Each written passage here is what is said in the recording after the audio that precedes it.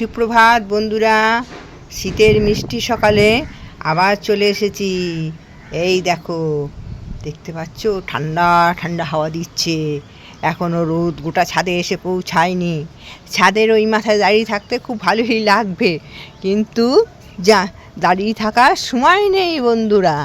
হ্যাঁ, এই শীতের সকালে এদিক ওদিক হেঁটে হুটে উঠেছি কখন, ঠাকুরের ঘর দুয়ার পরিষ্কার করে ঠাকুরের ইষ্টবিধির প্রার্থনা নাম ধ্যান সব করে চা খেয়ে তারপরে দেখো একটা সাদা তাকাতে ভুলে গেলাম, একটা সাদা গোলাপ ছুট্টি পাড়া হয়ে ফুটেছে।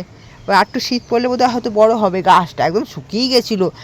দেখো, জানো তোমরা শুনে রাখো, যদি পাশে তুলসী গাছ থাকে না, গোলাপ গাছ শুকিয়ে মরে যায়। নিচে একটা গাছ ওরকম মরে গেছে, সে আর কিছুতে বাঁচাতে পারলাম না, একটুখানি ডাল বেরিয়ে আছে, জানি না হবে কি না।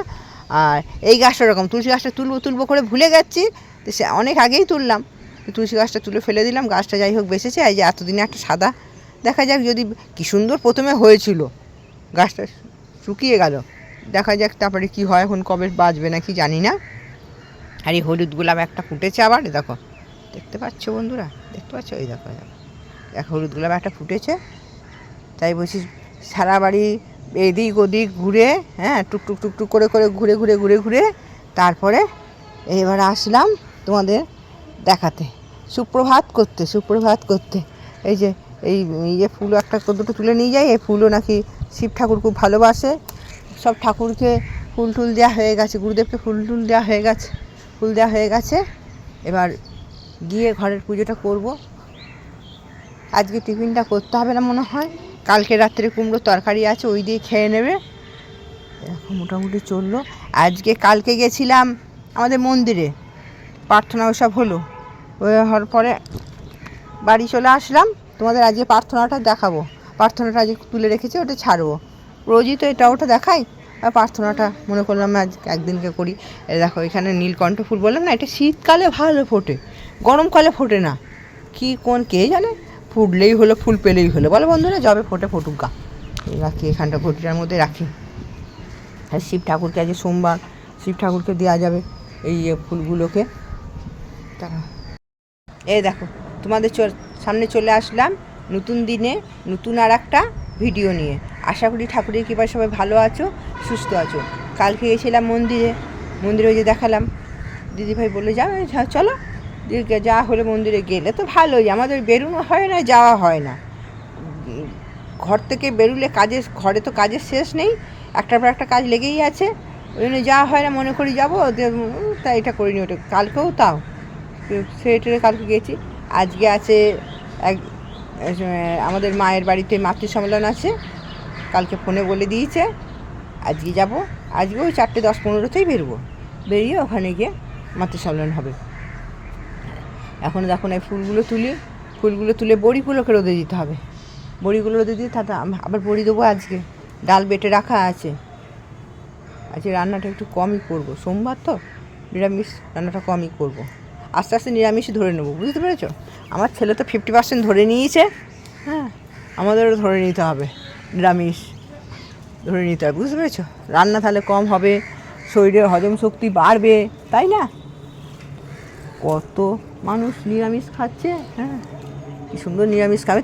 আগে ভাবতাম যে বাবা নিরামিষ খায় কী করে, এখন দেখছি। কালকে তোমার দাদা ভাইও তাই, ওই কলাইয়ের ডাল বাঁধাকপি তরকারি ওসব করে দিয়েছি। তো বলছি যে আমাদের রবিবার দিনকে একটু ওসব মাংস সব হয়তো মাংস মাছ এসে আনা হয়, কালকে আর আনিনি। কালকে শরীরটাও ভালো ছিল না, বলছে মাংসর থেকে ভালো খেলাম। সত্যি এখন মনে হচ্ছে না আমরা বরাবরই আমি অন্তত ওই মানে গাদা মাংস খাবো, গাদা মাছ খাবো, রোজ মাছ খাবো, এরকম আমার কোনো দিনই ছিল না। আমার ছেলেরও তাই, অত মাছ মাংসের প্রতি অত নেই যে করতে হবে, ওকে ডাল আলু ভাজা দিলেই হয়ে গেল। আমারও সেরকম, যাই হোক, একটু ডাল একটু করে দিলেই হয়ে গেল। তো কালকে তাই বলছে আস্তে আস্তে তাহলে নিরামিষে ধরে নিলে পয়সাও বাঁচবে, বলো দেখিনি, কত অনেক পয়সা বাঁচবে। খেয়েও তৃপ্তি, দেখবে নিরামিষ খেয়েও তৃপ্তি হয়। আমাদের মনে হয় যে মাছ মাংস ছাড়া কী করে হবে, কিন্তু খেয়েও তৃপ্তি হয়। দেখো এই গাছটা গাছটা নিজে থেকেই হয়েছে, হ্যাঁ, এই গাছটা কটা দুব্বও হয়েছে, দুব্বো তুলতে হবে, দেখি কবে তুলি। বড়িগুলোকে রোদে দিতে হবে, এই দুব্বো কটা তুলে নি, ফের নষ্ট হয়ে যাবে তো। তো বলো বন্ধুরা, ঠাকুরের পায়ে দিয়ে দেবো, হয়ে যাবে। গণেশ গনু দাদাকে দিয়ে দেবো, এখানে শুকিয়ে যাবে দুদিন পর দুব্বোগুলোকে। কাজের আর শেষ নেই জানো তো। এরপরে আছে রান্না আছে, বড়ি দেওয়া আছে। সেদিনকে বড়ি দিতে মনে করলাম তো আজকে তাড়াতাড়ি আসবো, জানি না আসতে পারবো কি পারবো না। চলো বড়িগুলোকে নিয়ে আসি, নিয়ে এসে আবার দেখাচ্ছি। দেখো বন্ধুরা, বড়ি দেখতে পাচ্ছ, সুন্দর লাগছে বলে বড়ি কত দেখাচ্ছে। এ সুন্দর বেটে, ডাল বেটে ফেটিয়ে সুন্দর করে দেওয়া একটা ক্ষমতা, ক্রেডিট দরকার, তাই না বন্ধুরা? যেমন তেমন করে দিয়ে দিলে তো হলো না, বড়ির রঙ আসবে না, বড়ি সুন্দর দেখতে হবে না, তাহলে তো হবে না বন্ধুরা। সময় করে দেওয়া, ঠিক আছে। দেখো বড়ি আজকে আবার দেয়া হবে, আজকে আবার দেখাবো, দেখবে। দেখো বন্ধুরা, ফুল দিয়েছি অনেকক্ষণ, এতক্ষণে দেখালাম। এই যে সবার কাছে ফুল দিই, শিউলি ফুলগুলো না একটু বেলা হলে কেমন হয়ে যাচ্ছে, এখন আর ভালো থাকছে না। তুলতেও আমার মনে হচ্ছে, আর বেলা হয়ে গেলে কেমন হয়ে যাচ্ছে। ওই দেখো ঘড়ির কাঁটায় বাজছে 10:30। ওই দেখো সবাইকে দেওয়া, ওই গোমাতাকে ফুল দেওয়া হয়নি। দাঁড়া, ঠাকুর ঘরটা একটু দেখিয়ে দিই। ঠাকুর ঘরের পুজোটা, এই যে ঠাকুর ঘরের দোতলা ঠাকুর ঘরের পুজোটা দেখিয়ে দিই। দোতলা সেই ঠাকুর ঘর, এই যে দেখো সুন্দর করে সাজিয়েছি, ভাল লাগছে বন্ধুরা।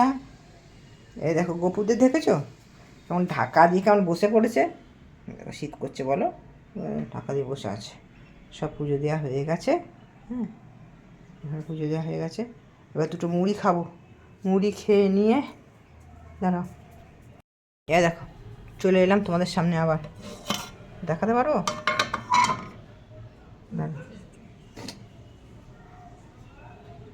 এই দেখো, দেখতে পাচ্ছ ডাল বাটা হয়ে গেছে। আচ্ছা, কাল রাত্রে বেটে রাখি, তা সুবিধা হয় তো, বেটে ফ্রিজে রেখে দিই, সকালে একটু ফাটাবো। বেশি রাত্রে বেটে রাখলে না ফাটাতেও বেশি লাগে না, দেখেছি ফাঁপে না ডালটা, এমনি এমনি ভিজে ভিজে ভিজে আর ফেপে যায়, সুবিধেই হয়। এই যে মুড়ি, এই দেখো দেখাতে পারছি নাকি, দাঁড়াও ব্যাক ক্যামেরায় দেখাই, কেউ আবার বলবে দেখাতে পারে না। ওই দেখো বন্ধুরা, গরম চা আর মুড়ি ফুলুরি, দুটো বেসন বড়া করলাম, বেসন বড়া খেতে মন হলো আজকে, দুটো ঠান্ডায় মুড়ি নিয়ে বসে পড়েছি।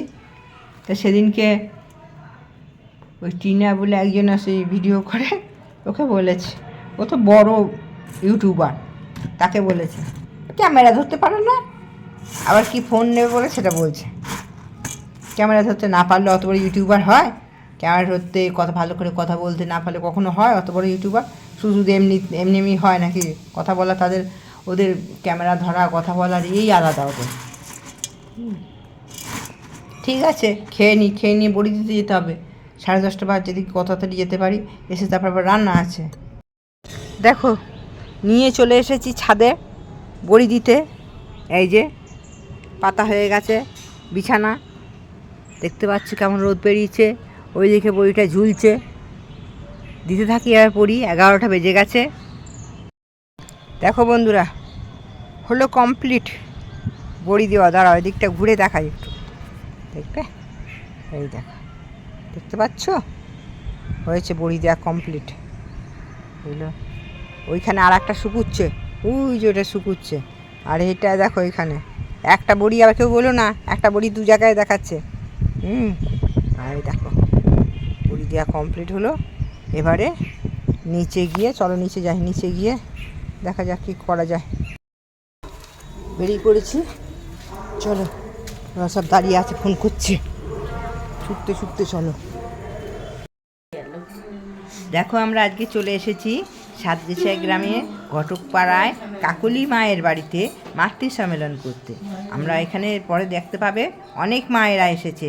আমরা জগত জিও বারো মাত ফিরে নিত চারো খানি ভাগ জগা মেরা আধিকা মেরে সতগুরু আয় রাধা স্বামীর ধাম কা মরিবে অর্থ মান যশ ইত্যাদি পাওয়ার আশায় আমাকে ঠাকুর সাজিয়ে ভক্ত হও না, সাবধান হও, ঠকবে।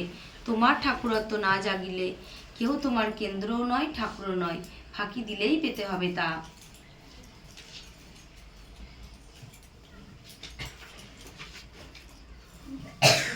কাজ করে যাও, কিন্তু আবদ্ধ হয়েও না। যদি বিষয়ের পরিবর্তনে তোমার হৃদয়ে পরিবর্তন আসছে বুঝতে পারো, আর যে সে পরিবর্তন তোমার বাঞ্ছনীয় নয়, তবে ঠিক যেন তুমি আবদ্ধ হয়েছো। কোনো প্রকার সংস্কারের আবদ্ধ থেকো না, একমাত্র পরম পুরুষের সংস্কার ছাড়া যা কিছু সবই বন্ধন। তোমার দর্শনের জ্ঞানের পাল্লা যতটুকু অদিষ্ট, ঠিক তারই আগে দেখতে পাচ্ছ না, জানতে পারছ না, তাই অদিষ্ট। তোমার শয়তান অহংকারী আহাম্মক আমিটাকে বের করে দাও। পরমপিতার ইচ্ছায় তুমি চলো, অদিষ্ট কিছুই করতে পারবে না। পরমপিতার ইচ্ছায় অদিষ্ট। তোমার সব অবস্থার ভিতর তার মঙ্গল ইচ্ছা বুঝতে চেষ্টা করো, দেখবে কাতর হবে না, বরং হৃদয়ে সবলতা আসবে, দুঃখেও আনন্দ পাবে। কাজ করে যাও, অদিষ্ট হয়ে ভেঙে পড়ো না, আলসে হয়েও না। যেমন কাজ করবে তোমার অদিষ্ট তেমনি হয়ে দৃষ্ট হইবে। সৎ কর্মীর কখনো অকল্যাণ হয় না, একদিন আগে আর পাছে। পরমপিতার দিকে তাকিয়ে কাজ করে যাও, তার ইচ্ছাই অদিষ্ট। তাছাড়া আর একটা অদিষ্ট প্রদিষ্ট বানিয়ে বেবুক হয়ে বসে থেকো না। অনেক লোক অদিষ্টে নেই বলে হাল ছেড়ে দিয়ে বসে থাকে, অথচ নির্ভরতাও নেই, শেষে সারা জীবন দুর্দশায় কাটায়। ও সব আহাম্মকি। তোমার তোমার তুমি গেলেই অদিষ্ট ফুরলো, দর্শনও নাই, অদিষ্টও নাই। শান্তি শান্তি শান্তি। পরম দান পরম শ্রী ঠাকুরের মতো নিশ্চিত না কি গ্রন্থ থেকে বাণী পাঠ করছে। মেয়ে আবার তোমার সেবা, তোমার চলা, তোমার চিন্তা, তোমার বলা পুরুষ জনসাধারণের ভিতরে যেমন এমন একটি ভাবের সৃষ্টি করে যাতে তারা অবনত মস্তকে নত জানো হয়ে সসম্বরে ভক্তি গদগদ কণ্ঠে মা আমার, জননী আমার বলে মুগ্ধ হয়, বৃদ্ধ হয়, তৃপ্ত হয়, কৃতার্থ হয়, তবেই তুমি মেয়ে, তবেই তুমি সতী। মায়ের মতো তুমি মানুষের মায়ের মতো আপনি হইতে চেষ্টা করো, তার কথায়, সেবায় ও ভরসায়, কিন্তু মেশাই নয়। দেখবে কতই তোমারই হইয়া যাইতেছে। বাণী সংখ্যা 1।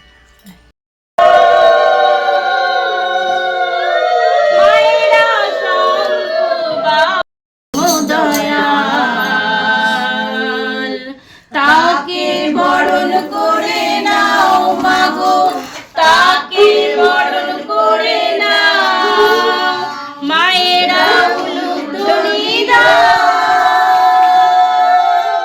মায়েরা শঙ্খ বাজাও,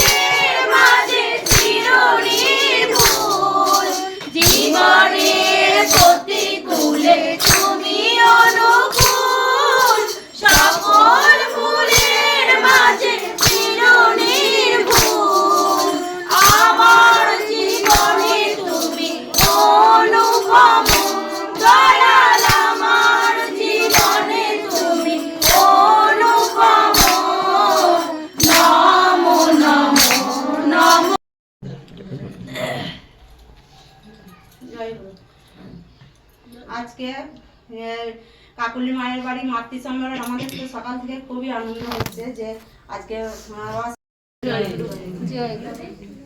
আজকে হচ্ছে কার্তিক পুজো, কিন্তু কার্তিক পুজোর দিন যে কাকুলির বাড়িতে মাতৃ সম্মেলন হচ্ছে এবং এত মায়েদের মানে উপস্থিত, খুবই ভালো লাগছে। মাতৃ সম্মেলন হলে যে মায়েদের উপস্থিত হলে খুবই ভালো লাগে। তবে তো ভালো লাগবে যে একটা সত্যি আমরা সবাই মিলে একটা ঠাকুরের নাম করছি, সত্যি ভালো লাগে। এখানে এসে খুবই ভালো লাগলো যে সব মায়েরা তৈরি হয়ে গেছে। তা এইভাবে চললে পরে সত্যিই ঠাকুরের কাজ করতে পারলে এবং ঠাকুরের নাম করলে সত্যি খুব ভালো থাকা যায়। আর এবং ঘন ঘন যদি আমরা অন্তত মানে 2 মাস অন্তরে যদি আমরা দেওঘরে যাই তাহলে সত্যিই ভালো লাগে। এই যে আমরা কিছুদিন আগে গিয়েছিলাম, আচার্যদেব দর্শন করলাম। আচার্যদেব মানে আমরা একটুখানি আধ ঘন্টা বসে থাকলে আমাদের শরীরে কষ্ট হয়, কিন্তু আচার্যদেব ঘন্টার পর ঘন্টা বসে এবং অনবরত কথা বলে যাচ্ছেন, মানুষের সুবিধা অসুবিধা সব কথা উত্তর দিচ্ছেন। তাহলে এই যে এইগুলো সত্যি তো নাম ধ্যান করেন বলেই তো তাই এত তাদের ধৈর্য, তাই তো আমরা সেই ধৈর্যটাই বাড়াতে পারি না, আমাদের একটুতেই অধৈর্য হয়ে যায়। তাই ঠাকুরের নামটাই হচ্ছে সব থেকে বড় কথা।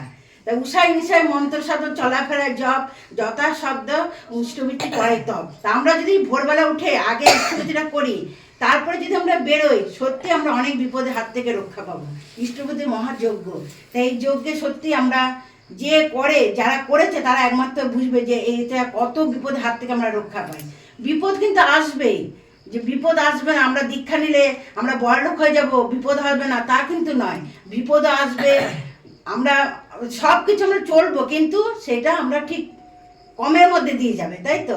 তা সেই লোভ করলে হবে না যে ঠাকুর আমাকে এটা দাও ওটা দাও, না, আমাদের নিজেকে করে নিতে হবে। ঠাকুর আমাদের পথ দেখিয়ে দিয়েছেন, কিন্তু আমাদের রাস্তা ধরে আমাদের ঠাকুরের পথ ধরে আমাদের করতে হবে। ঠাকুর কিন্তু আমাদের সম্পত্তি দিয়ে দেবেন না।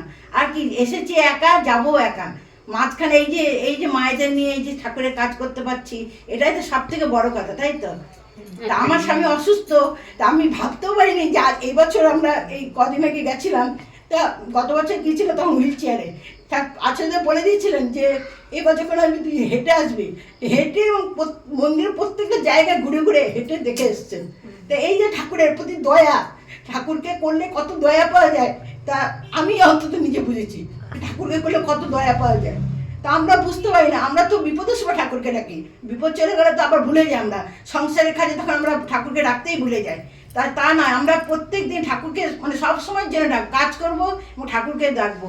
এই বলে আমি এই পরিবারের মঙ্গল কামনা করে শেষ করছি। হচ্ছে কিভাবে আমার বাবা প্রচন্ড ইষ্টপ্রাণ ছিল, কিন্তু আমার মা একদমই নয়, মোটেও নয়, কোনো মতে ইষ্টপ্রাণ ছিল না। আমরা সংসারে বাবা মা ভাই বোন যে যা সম্পর্ক আছি, তা আমার মনে হয় গত জন্মে প্রত্যেকে আমরা সবার কাছে ঋণী ছিলাম, তা এই জন্মে সবাই এক জায়গায় হয়ে আমরা সেই ঋণ পরিশোধ করছি, এর বাইরে কিচ্ছু না। তো সে যাই হোক, আমার বাবা এত ইষ্টপ্রাণ ছিল, সবসময় ওই ঠাকুর একটা আলোচনা নিয়ে সবাইকে শোনাতো, আর ওই ঠাকুরের গান করতো, ঠাকুরের কথা বলতো। তখন তো ছোট কথা বুঝতাম না। তা যখন 5 বছর বয়স, আমরা 3 ভাই বোন, আমাদের মা আমাদের ছেড়ে বেরিয়ে চলে গেছে। তা তখন আমার 5 বছর বয়স। তা 5 বছর বয়সে একটা মেয়ের জীবনে মানে সে কী বোঝে, সে কিছুই পেলো না, কিচ্ছু পেলো না। আচ্ছা, 5 থেকে এখন আমার মার বয়স 70 কাছাকাছি হয়ে গেল। তাহলে এখন তার বুকে পেশেন্টার বসেছে, সে অসুস্থ। তা অসুস্থ হওয়াতে তা 2 দিন আগে আমার মা আমাকে মেসেজ করেছে, সে যাচ্ছে তাই রকমের মেসেজ করেছে। তা এখানে আমাদের ভাববার বিষয় যে এখন মনে হয় ভাগ্যিস আমার মা আমাকে ছেড়ে বেরিয়ে চলে গেছিলো, তাই আমি ঠাকুর ধরতে পেরেছি। তার কারণ মায়ের সংস্পর্শে যদি থাকতাম, মা আমায় সুশিক্ষিত করতে পারতো না, কেননা সে মা আমায় ঠাকুর থেকে বঞ্চিত করতো। মা সে তার কাছে ঋণী, পৃথিবীতে আসার আগে ওইখানে স্থান পেয়েছি। ঠাকুর কখনো মাতৃবিরোধী করতে বলেননি।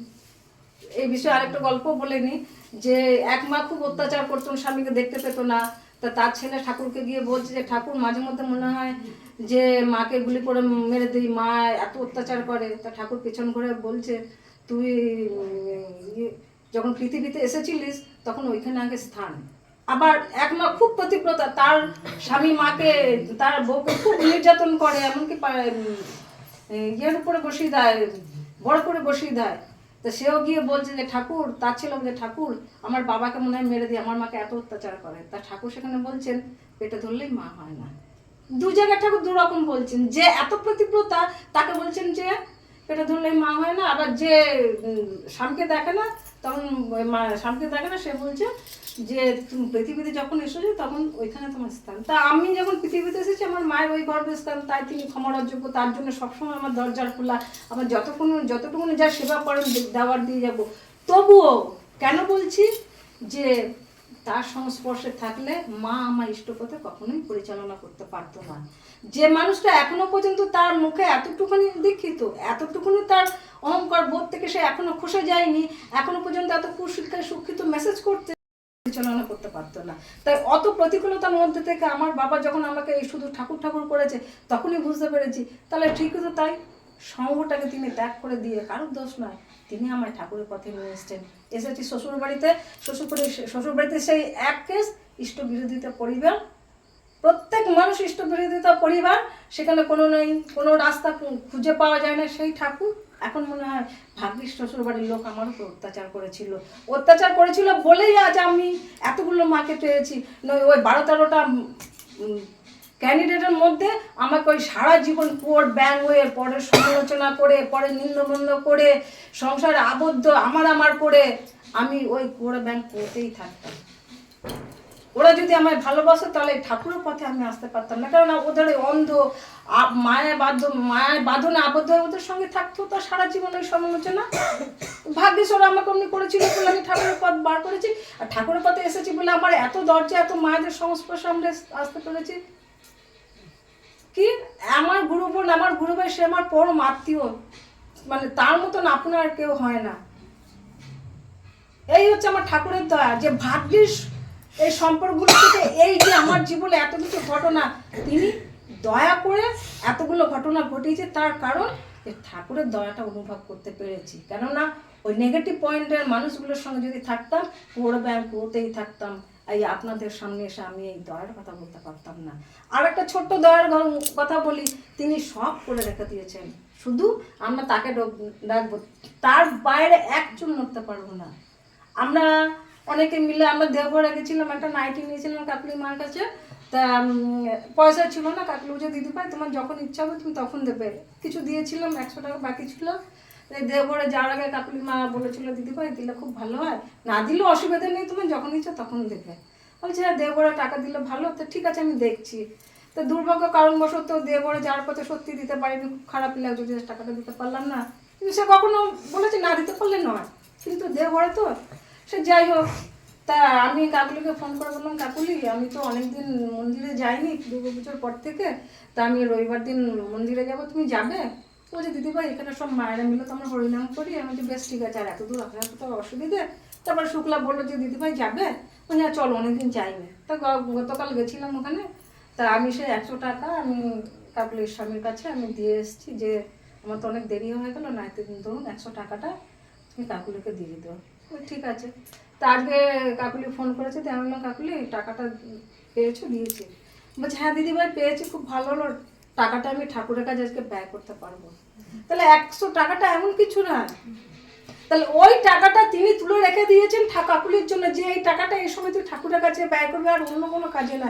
এইটা হচ্ছে ছোট্ট একটি তার দয়ার ঘটনা, যে তিনি এর আগে আমার টাকা খরচ হয়ে গেছে 100 টাকা, তো বা আমার হাতে টাকা নেই, দিতে পারেনি কোনো কারণবশত, কিন্তু তিনি তৈরি করে রেখে দিয়েছেন যে অনুষ্ঠান হবে, তার দরকার আছে, আর ঠিক সময় মতো তিনি এইগুলো হচ্ছে আমাদের পরম দয়া, এইগুলো দয়া।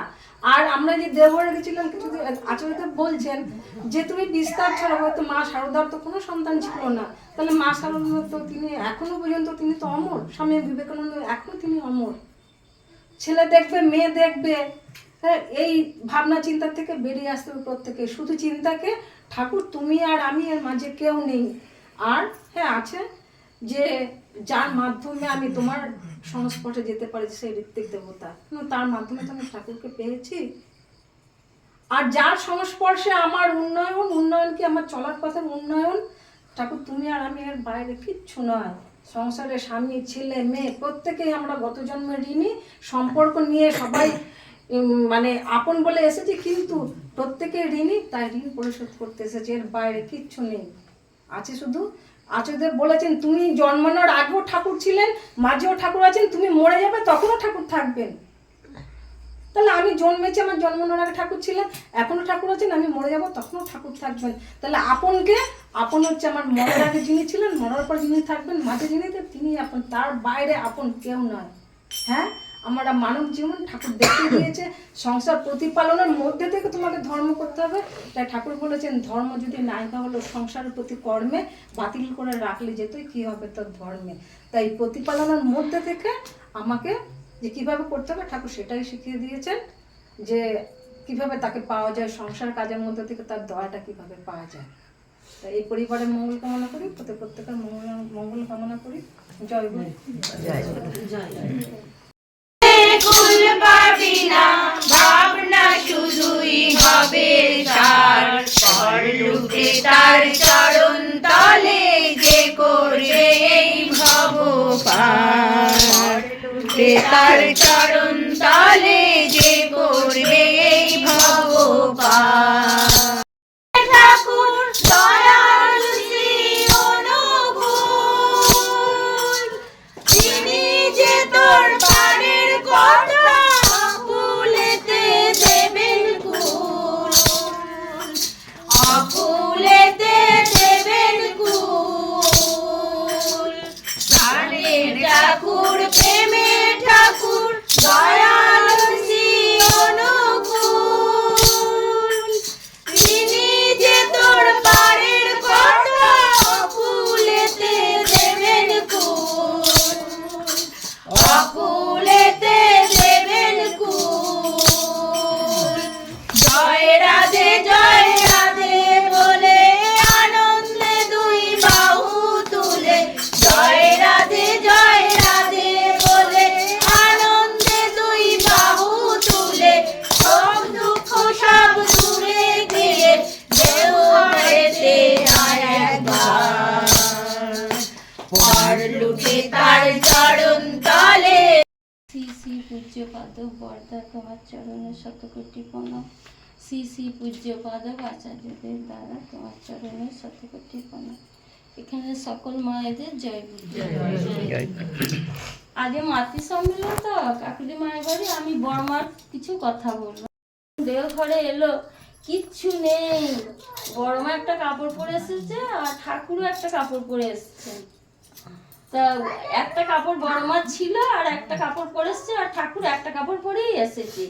এসে ঠাকুর দেওঘরে মন্দিরে বসে আছে, এক বুড়িমা এসে বলছে, হ্যাঁ রে অনুকূল তুই কখন এলি, কেমন আছিস? বলছে ও এসো বুড়িমা, এসো এসো বসো। দিয়ে বসলো, দিয়ে বলছে অনুকূল আমার খুব কষ্ট রে, একটাও কাপড় নেই, আমি কি পরবো, একটা কাপড় দিবি বাবা?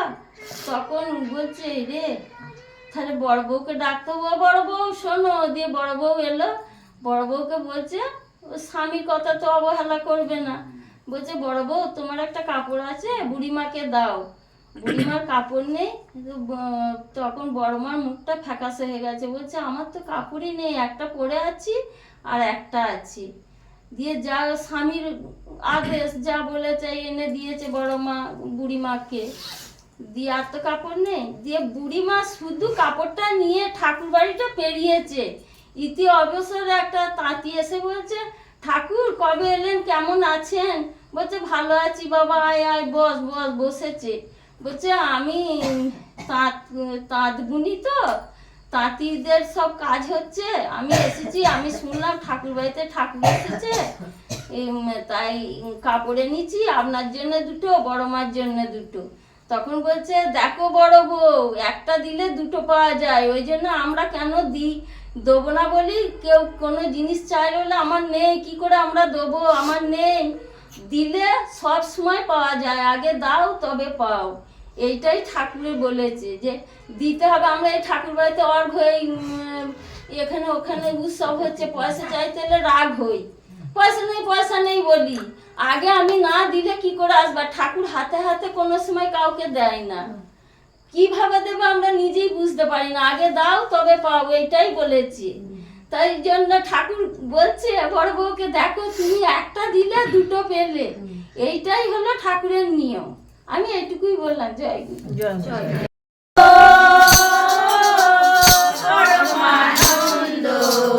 পুরুষোত্তম লীলা অভিনব,